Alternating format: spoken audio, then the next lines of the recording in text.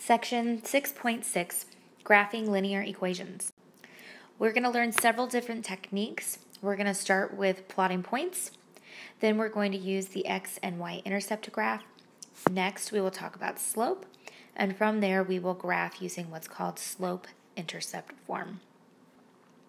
First, let's have a brief introduction to what you graph on. In general, you'll plot points on what's called the Cartesian coordinate system. This is also named after René Descartes. The Cartesian coordinate system is broke up into two axes. Your horizontal axis is your x-axis. Your vertical axis is your y-axis. The location where those two lines cross each other is called the origin.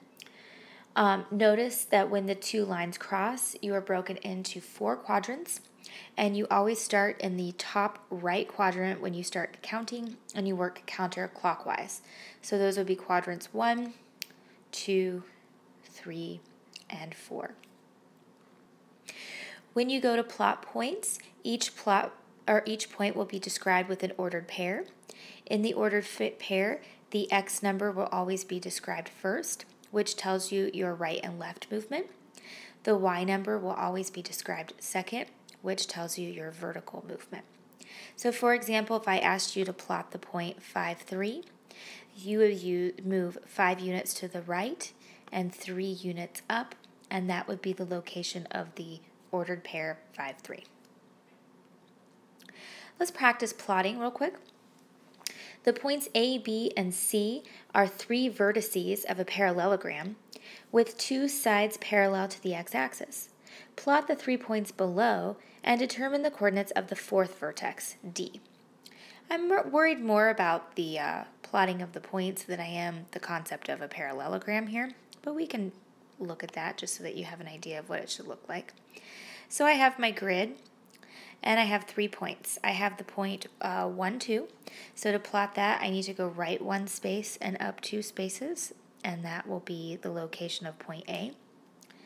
I have the point 2, 4, so I will go right 2 spaces and up 4 spaces for point B. And I have the point 7, 4. So I need to go right 7 spaces and up 4 spaces, and that would be the location of point C. And you should notice that you're creating a little parallelogram here. So in order to complete the parallelogram, you would need for the 4th point to be at 6, 2. But again, my focus is mainly on can you plot the points in the proper location.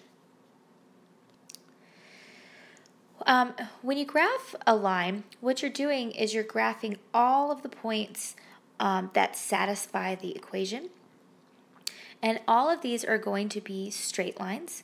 So if you ever get a situation where you're graphing and one of your lines doesn't seem to be in place, that's where you're going to want to be concerned that you could possibly have a wrong answer. So all the equations we're going to work with today are going to be called linear equations. We're going to have 2 variables because each equation is going to use an x and a y. When you graph a line, you're only required to have 2 points to draw the line. It's a good idea to plot a 3rd point, again, to check. And to make sure that everything is correct, you want to make sure that you have a line or that they're collinear. So again, if you go to sketch and you're getting an oddball shape that does not seem like a line, then you could have an error when you attempted to plot points. So when you go to graph an equation by plotting points, there's a little procedure. First thing I recommend that you do is you solve the equation for y. So this is why we had that formula homework before, so that you could rearrange an equation. You're going to select at least 3 values for x. You get to pick what the values are. I am not very unique. I usually pick -1, 0, and 1. But you can pick whatever you want. So if you want to pick 1/3, you can. Just keep in mind whatever you pick, you're going to have to plot. So try to pick numbers that are easy to work with. Once you've selected your x values, you will substitute them in the equation to find the corresponding y values. These are going to create your ordered pairs. X is first, y second. You will plot these ordered pairs on your graph. The points should form a straight line. You will draw a line through the points, and you'll put arrows on the end of the line. Let's look at an example. Let's say I asked you to graph y equals 2x plus 2, and I asked you to do it by plotting points. Usually I will make a t-table with x on the left and y on the right. I will pick x values.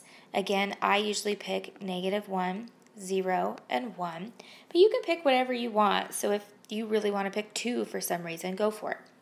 And then one at a time, you're going to substitute these into the equation. So you'll take -2 times, that's not negative, hold on. You'll take 2 times -1 plus 2, which would give you -2 plus 2, which is 0. So when you substituted in the value of -1, you got the corresponding y value of 0. So this forms the ordered pair -1, 0. To graph that ordered pair, you would go left 1 space and a vertical change of nothing, up 0 spaces. Then you go to your next x value. The next x value I picked was 0. 2 times 0 plus 2. Well, 2 times 0 is 0, and 0 plus 2 is 2. So when I substituted 0 into the equation for x, the corresponding y value was 2. So that means I need to move horizontally 0 spaces, vertically 2 spaces. And then we could try the 1. 2 times 1 plus 2, which is 2 plus 2, which would give me 4. So when I substituted 1 in, I got a y value of 4. So I will, from the origin, I will go right 1 space, up 4 spaces. And you should notice a little pattern. Each time I'm going right 1, up 2, right 1, up 2. So if I did substitute 2 in, I should notice that I could go right 1, up 2. And so all these points are called collinear. You want to put arrows on the ends because lines never end, and the line will go on and on and on forever.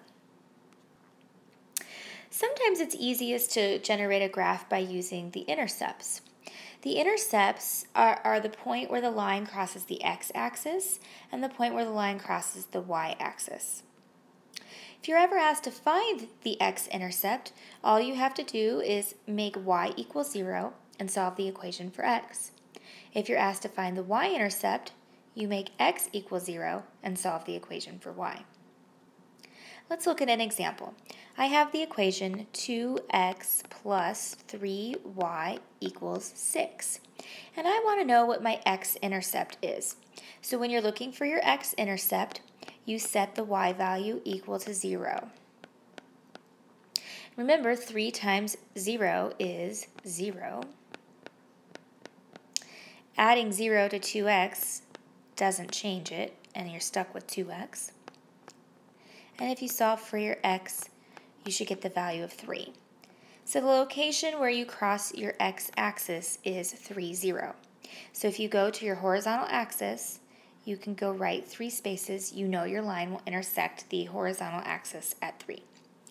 Then if you want to find your y-intercept, you go to your equation, 2x plus 3y equals 6, and you set the x equal to 0. 2 times 0 is 0. 0 plus 3y is 3y. And then to solve for your y, you would have to divide each side by 3. So your y-intercept would be located at 0, 2. And on your y-axis, you would go up 2 spaces and put your dot. And remember, you are only required to have 2 dots to graph a line, which is what you have. So you would draw a line through your 2 dots and put arrows on your ends, and you've graphed the line. Another way we can graph is by using the slope-intercept form. So first you have to understand what slope is. Slope is a measurement of the steepness of the line, and it's going to be a numerical value. So the slope of the line is going to be a ratio, and remember ratios mean fractions, and it's going to tell you the vertical change and the horizontal change, and it's going to compare those, and that comparison is going to tell you how steep the line is. To find these numbers, you can pick any 2 points on the line. So the formula, if you are using 2 points, you will typically find your first point, which we call x1, y1, and your second point, which we call x2, y2, and you're looking for the vertical change divided by the horizontal change. Now remember, the vertical numbers are measured by the y values, and the way you find change is by subtracting the 2 y values. So you take the y value from the second point and subtract the y value from the first point, and this will be your numerator. The horizontal change is found from your x values, and you take the x value from the second point, subtracted by the x value from the first point, and this tells you your horizontal change. Sometimes people shorthand it, and instead of using the word change, they use the delta symbol. The delta symbol means change in mathematical notation. You may also have heard this called rise over run back in your last math course. When you look at slope, there's going to be 4 different kinds of slope you see. The first type you could see would be a positive slope. When you read the line from left to right, and if the line appears to be going uphill, the slope value should be a positive number. When you read your line from left to right, if it appears to go downhill, then this would be considered a negative slope value. When you read your line from left to right, if it appears flat and it doesn't seem to be going up or going down, the slope value would be 0. And if you have a vertical line, this is going to be a situation where you call your slope undefined. So let's look at an example. I have the points -1, -3, and the point 1, 5, and I would like for you to calculate the slope. So there's 2 ways you could do this. The first way, you could just use the formula, y2 minus y1 over x2 minus x1. So when you do this, you take the y from the second equation, second point, minus the y from the first point. Be careful because double negatives really mean addition. Then you take the x from the second point minus the x from the first point. If you're not good at subtracting signed numbers, you can let your calculator do it for you. 5 minus -3 is 8. 1 minus -1 is 2. And then you should reduce your fraction. 8 over 2 will reduce to be 4 over 1, or just 4. You could also check this graphically if you wanted to by plotting your 2 points, -1, -3, and 1, 5. And you could calculate the rise over the run. So to get from -3 to +5, I had to go up 1, 2, 3, 4, 5, 6, 7, 8 vertical spaces. And I had to go over 2 horizontal spaces. So if you did the rise over the run, your slope would be the same, 4. This is going to be helpful when we go to graph equations. If you ever notice the equation is in the form y equals mx plus b, this is called the slope-intercept form of the equation. M is the slope, and the b value is the y-intercept, or where you cross the y-axis. When you go to graph in this form, the first thing you want to do is make sure that the equation looks like y equals mx plus b. If it doesn't, then you need to rearrange the equation.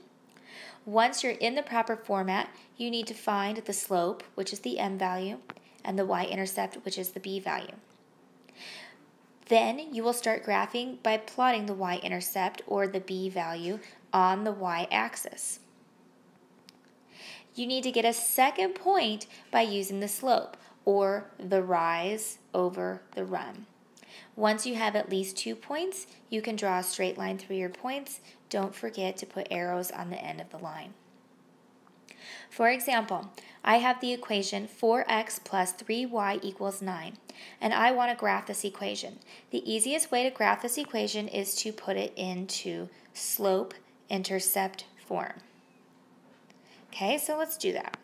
So I have 4x minus 3y equals 9. I'm going to make this red line go away real quick. Okay, so I need to get my y isolated. So to do that, I will have to move the x to the other side. Because the x is a positive 4x, the way I'm going to move it is by subtracting it to the other side. Now, 9 and a 4x cannot combine because they are not like terms. So typically, people will put the minus 4x in the front and then the positive 9 in the back. Next, you'll need to get the y alone by dividing each side by negative 3. So now your y is isolated. Negative 4 divided by negative 3, remember 2 negatives divided will become a positive number, but 4/3 doesn't reduce, so just leave it 4/3. Positive 9 divided by negative 3 will reduce to be a negative 3. Now that you have your line in the format that you want,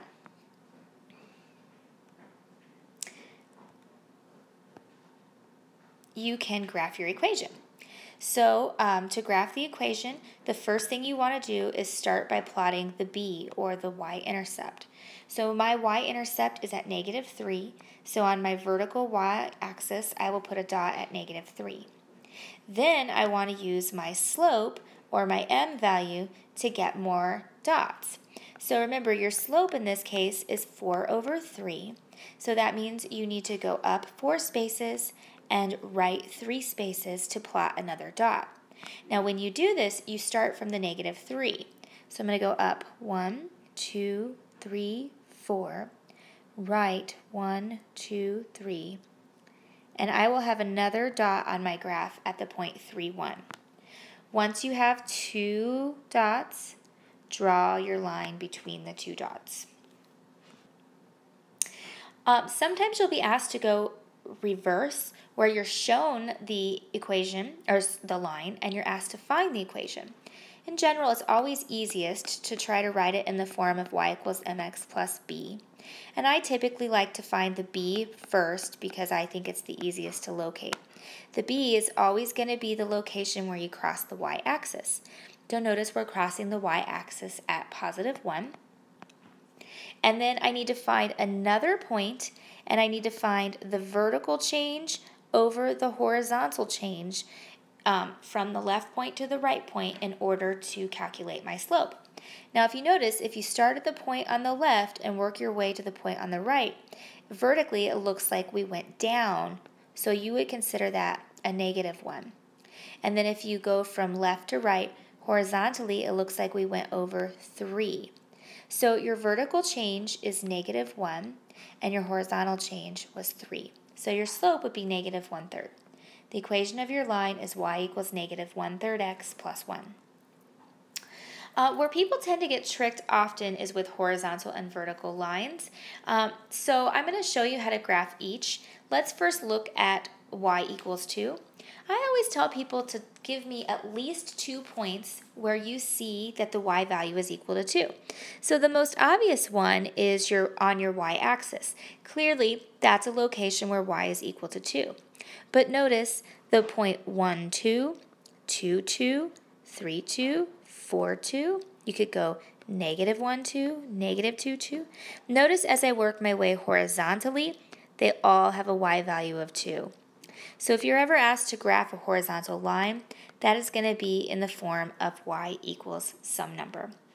Vertical lines are going to be the exact opposite. So for example, let's say that I asked you to graph x equals negative 3. Find at least 2 locations where x equals negative 3. The most obvious would be on the x-axis, but you could also have negative 3, 1, negative 3, 2, negative 3, 3. And notice as you move vertically, all these x values are negative 3.